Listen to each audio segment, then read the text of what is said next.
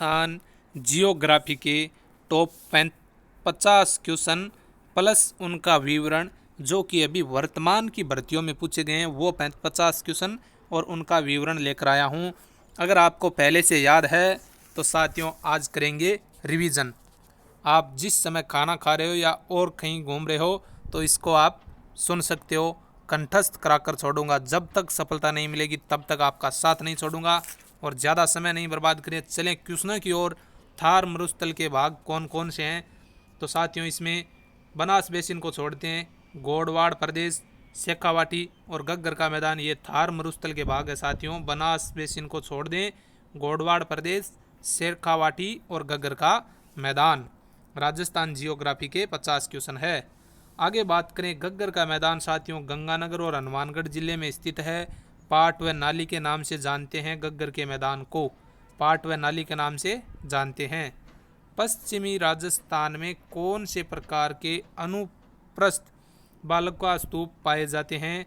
तो पश्चिमी राजस्थान में बरखान व परवल्य बालुका स्तूप पाए जाते हैं। राजस्थान में निम्नलिखित में से एक बालुका स्तूप का प्रकार नहीं है, तो थली नहीं है साथियों। बरखान, पैराबोलिक और सिप ये बालुका स्तूप के प्रकार है। ये क्वेश्चन देखो साथियों, वीडियो 2021, 2022 और 2017 में ये क्वेश्चन आया हुआ है। बार बार यही रिपीट होते हैं साथियों। कौन अपने आंतरिक प्रवाह के लिए जाना जाता है? तो शेखावाटी प्रदेश, और जिसकी नदी कांतली आपको पता होगी, और गणेश्वर सभ्यता कांतले नदी के किनारे है, जो कि आपके आंतरिक प्रवाह के लिए प्रसिद्ध है शेखावाटी प्रदेश अपना। थार मरुस्थल की स्थलाकृति किस प्रकार के बालुका स्तूपों से पटी पड़ी है, यानी ज्यादा है? तो परावल्य बालुका स्तूप थार मरुस्थल में सबसे ज्यादा है। कौन से? पैराबोलिक। साथियों याद रखना, पैराबोलिक बालुका स्तूप थार मरुस्थल में सबसे ज्यादा है।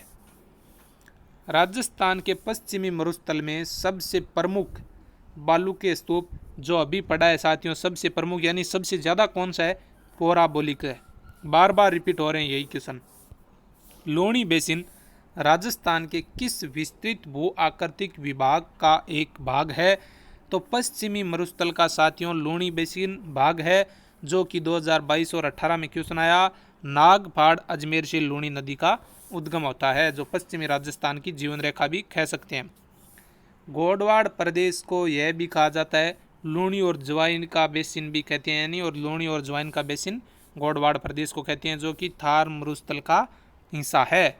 बनास बेसिन राजस्थान के किस भौगोलिक विभाग को विभाजित करती है? तो बनास बेसिन साथियों पूर्वी मैदान से संबंधित है। आगे बात करें अरावली। राजस्थान में अरावली का कौन सा भाग सर्वाधिक वर्षा प्राप्त करता है? दक्षिणी अरावली। मानसून आता है दक्षिणी अरावली के टकराकर, दक्षिणी अरावली में ज़्यादा वर्षा होती है और उत्तरी अरावली कम वर्षा प्राप्त कर पाता है। आबू पर्वत क्षेत्र निर्मित है ग्रेनाइट से। क्या गजब क्वेश्चन आया साथियों। आबू पर्वत है वो किस से ज़्यादा, उसमें कौन सा ज़्यादा खनिज है? तो ग्रेनाइट ज़्यादा खनिज है, यानी ग्रेनाइट से निर्मित है। विश्व की प्राचीनतम वलित पर्वतमाला अरावली। विश्व की सबसे प्राचीन और वलित पर्वतमाला है साथियों अरावली। अब केवल अपशिष्ट के रूप में रही है, बिखर गई है अरावली। राजस्थान का कौन सा भौगोलिक अंचल सबसे अधिक ऊंचा है? तो सबको पता है अरावली सबसे अधिक ऊंचा है, जिसकी सबसे ऊंची चोटी गुरु शिखर है। उत्तरी अरावली की सबसे ऊंची चोटी रघुनाथगढ़ है, जो कि 1055 किलोमीटर है साथियों उत्तरी अरावली की। अरावली पर्वतमाला राज्य के कुल भूभाग का 9.1% घेरती है। कितना? 9.1%।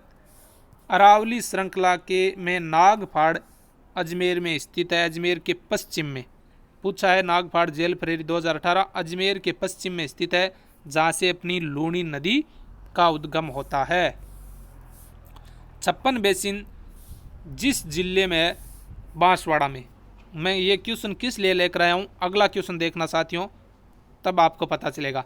छप्पन बेसिन बांसवाड़ा जिले में 56 गांवों का नदी नालों का समूह है, इसे 56 बेसिन कहते हैं। पर यहाँ पे क्वेश्चन साथियों देखकर दिल तार तार हो गया कि 56 की पहाड़ियाँ, वो 56 बेसिन था, ये 56 की पहाड़ियाँ बाड़मेर जिले का भाग है।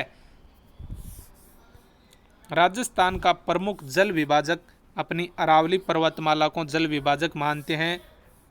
कौन सी पर्वत श्रेणी राजस्थान राज्य को पूर्वी राजस्थान और पश्चिमी राजस्थान में विभाजित करती है? अरावली। जल विभाजक अरावली, प्राचीन अरावली। और बहुत मिलेगा देखने को साथियों। नाकोड़ा पर्वत को किस और नाम से जाना जाता है? 56 की पहाड़ियां साथियों नाकोड़ा पर्वत के नाम से जानी जाती है, जो कि बाड़मेर में है। 56 का मैदान, जी हाँ, 56 का मैदान किस नदी का बेसिन है? माई नदी का साथियों 56 का मैदान बेसिन है। इस तरह से अपना राजस्थान और इस तरह से माई नदी निकल जाती है। राजस्थान के उस भौतिक स्वरूप का नाम जो थार के रेगिस्तान को चंबल की घाटी से अलग करता है। 2022 में राजस्थान पुलिस में यह क्वेश्चन आया कि राजस्थान के उस भौतिक स्वरूप का क्या नाम है जो थार के रेगिस्तान को चंबल घाटी से अलग करती है? अरावली पर्वत श्रेणी नाम है। आगे बात करें अरावली के 2 पॉइंट बता देता हूं। अरावली के पूर्वी डालों पर दक्षिणी डालों की अपेक्षा वनस्पति अधिक सघन व ऊंचाई तक विद्यमान है। क्या बोला? अरावली की पूर्वी डालों की अपेक्षा दक्षिणी डालों में वनस्पति ज्यादा और ऊंचाई तक है। कारण बताऊं साथियों? कारण है कि अरावली की पूर्वी डालों में मानसून की वर्षा प्राप्त होती है। पश्चिमी डालों की अपेक्षा तीक्ष्ण ढाल युक्त व उच्चतर है, यानी मानसून वहां ज्यादा वर्षा करता है तो वहां वनस्पति ज्यादा पाई जाएगी।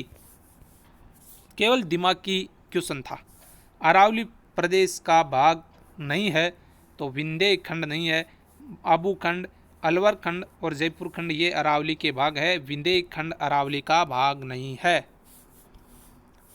कौन सी चोटी या श्रृंखला दक्षिणी अरावली में स्थित है? अंचलगढ़। कौन सी? अंचलगढ़। नागपाड़ मध्य अरावली का, रघुनाथगढ़ और तारागढ़ मध्य अरावली का, रघुनाथगढ़ उत्तरी अरावली की सबसे ऊंची चोटी है, जिसकी ऊंचाई बता देता हूं ताकि रिपीट हो जाए, कंठस्थ हो जाए। 1055। अरावली पर्वत श्रेणी निकटवर्ती क्षेत्रों में मरुस्थलीकरण के प्रसार को सीमित करती है। बिल्कुल राइट बात है। अरावली पर्वत श्रेणी संपूर्ण राज्य में दक्षिणी पश्चिम से उत्तर पूर्व की ओर फैली हुई है। ये बिल्कुल राइट बात है। अरावली पर्वत की सबसे अधिक ऊंचाई सिरोही जिले में स्थित है। सबसे ऊंची चोटी गुरु शिखर सिरोही में है। भानगढ़ और शिरावास श्रेणियां उत्तरी अरावली का हिस्सा है। अलवर में है भानगढ़ और शिरावास। राजस्थान का पूर्वी मैदानी भाग राजस्थान राज्य के कुल भौगोलिक क्षेत्रफल का कितना परसेंट? पूर्वी मैदानी भाग साथियों 23%, पश्चिमी मरुस्थल 61%, अरावली 9.1% घेरती है। कौन सा समतल उच्च मैदान हेरोन महोदय के द्वारा तृतीय पेनीप्लस के रूप में चिन्हित किया गया? तो मालपुरा क्रोली का मैदान तृतीय पेनीप्लस हेरोन महोदय ने। राजस्थान के किस प्रदेश में बीड़ मिलते हैं? तो चंबल बेसिन में सर्वाधिक बीड़ मिलते हैं। प्रतापगढ़ किस क्षेत्र का भाग है? कांठल के मैदान का भाग अपना प्रतापगढ़ है साथियों। राजस्थान का कौन सा भौतिक प्रदेश खाद्यान्न का कटोरा कहलाता है? तो पूर्वी मैदान। अन्न का कटोरा गंगानगर जिले को कहते हैं, खाद्यान्न का कटोरा पूर्वी मैदान को कहते हैं। राजस्थान में किस भौतिक क्षेत्र में मुकंदरा की पहाड़ियां है? तो हाड़ौती के पठार में मुकंदरा की पहाड़ियां पाई जाती है। ये क्वेश्चन देखो साथियों बहुत बार रिपीट हुआ है। कौन सी पहाड़ी राजस्थान की विंध्य पर्वत श्रेणी का विस्तार है? तो मुकंदरा की पहाड़ी साथियों हाड़ौती पठार की, जो कि विंध्य पर्वत का विस्तार है। अरावली का भाग नहीं है मुकंदरा की पहाड़ियां, विंध्य पर्वत का भाग है मुकंदरा की पहाड़ियां। राजस्थान की मुकंदरा की पहाड़ियां विंध्य पहाड़ियों का हिस्सा है। ये पूछ लिया ना 2021 में, विंध्य पहाड़ियों का हिस्सा। कौन सा पठार अरावली में नहीं है? तो बघेलखंड नहीं है साथियों, बोराट का पठार अरावली में, लसाड़िया और उडिया पठार अरावली में स्थित है। दक्षिणी पूर्वी पठार के 2 भाग विंध्य का पठार और दक्कन का पठार। दक्षिणी पूर्वी पठार के 2 भाग विंध्य का और दक्कन का पठार। राजस्थान के किस क्षेत्र में विंध्य पठार विस्तृत है? दक्षिणी पूर्वी क्षेत्र में। रिवीजन हो जाएगा। विंध्य कंगार भूमि जिन नदियों के मध्य स्थित है, चंबल और बनास के बीच में विंध्य कंगार भूमि स्थित है। राजस्थान में विंध्य कंगार क्षेत्र किस प्रकार की चट्टानों से निर्मित है? बलुआ पत्थर से निर्मित है। किससे? बलुआ पत्थर से निर्मित है। एक चीज़ बताऊं, चलो कोई ना, आगे बात करेंगे। राजस्थान का कौन सा जिला हाड़ौती में पठार में सम्मिलित नहीं है? तो दौसा नहीं है, हाड़ौती में कोटा, बारा, झालावाड़ और बूंदी। डग गंगाधर उच्च भूमि कहाँ है? तो हाड़ौती के पठार में स्थित है डग गंगाधर उच्च भूमि साथियों। घोड़े की नाल जैसी आकृति वाली रामगढ़ पहाड़ियाँ बारां जिले में स्थित है। साहेबाद उच्च भूमि का हिस्सा है। घोड़े की नाल की आकृति वाली रामगढ़ पहाड़ियाँ बारां जिले में साहेबाद उच्च भूमि का हिस्सा है साथियों। तो ये आज की क्लास यहीं समाप्त करते हैं, और नए सदस्य हो तो प्लीज़ सब्सक्राइब कर लो।